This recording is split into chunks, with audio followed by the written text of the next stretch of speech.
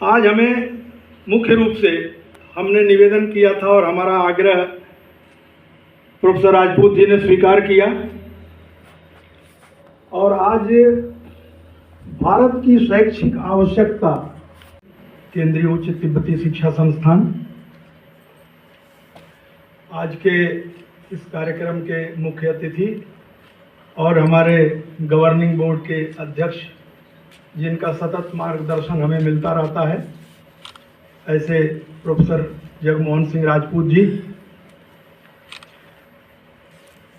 इस सभागार में उपस्थित सभी सम्मानित विद्वज्जन, देवियों और सज्जनों, मैं नाम इसलिए लेने से बच रहा हूं कि अगर गलती से एक का भी छूट गया, जैसे सुनील सिंह जी पीछे बैठे हैं, छूट गया तो पंक्तिभेद हो जाएगा, इसीलिए मैं सभी का समवेत इस सभागार में, इस कार्यक्रम में हार्दिक स्वागत, वंदन और अभिनंदन करता हूं।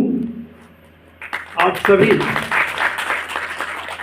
आज अध्यापक दिवस के इस महनीय अवसर पर आप पधारे, कार्यक्रम की गरिमा आपने बढ़ाई, इसके लिए आपका पुनः पुनः अभिनंदन। अध्यापक दिवस की बहुत बहुत बधाइयाँ। मैं देख रहा हूं कि मेरे एक मित्र भी बैठे हैं जो 83 में हम लोग साथ साथ बीएड किए थे। एक कमीशन बनाया।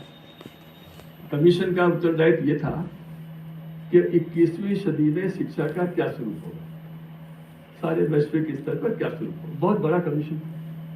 फ्रांस के एक व्यक्ति जो बहुत ऊंचे स्तर के राजनेता भी थे, बहुत बड़े विद्वान थे, जैक डेलोस, वो उसके अध्यक्ष थे। और आप समझ सकते हैं कि कमीशन कितना बड़े लोगों का था। डॉक्टर करण सिंह उसके सदस्य थे और जब वो रिपोर्ट 1996 में बनी, जिनीवा में रिलीज हुई, 2 अक्टूबर का दिन था, मैं वहां मौजूद था। और वो पहली बार जब रिपोर्ट वहां आई तो उसका टाइटल है लर्निंग द ट्रेजर विदिन। और जैसे ही मैंने वो टाइटल देखा, मुझे स्वामी विवेकानंद का वाक्य याद आया। ये तो उसी को दूसरे ढंग से कहा गया है। और उस पुस्तक को पढ़ने से लगता है कि वहां पर करण सिंह जी उपस्थित थे, तो निश्चित रूप से उन्होंने उसको अच्छे ढंग से उनको समझाया और वो वैश्विक स्तर पर स्वीकार हुआ है। ये बात मैनिफेस्टेशन ऑफ परफेक्शन। फिर मैंने report of the Club of Rome, ये 78 के आसपास, देशों के लिए, अच्छे शिक्षा के लिए कितना चिंतित रहते हो।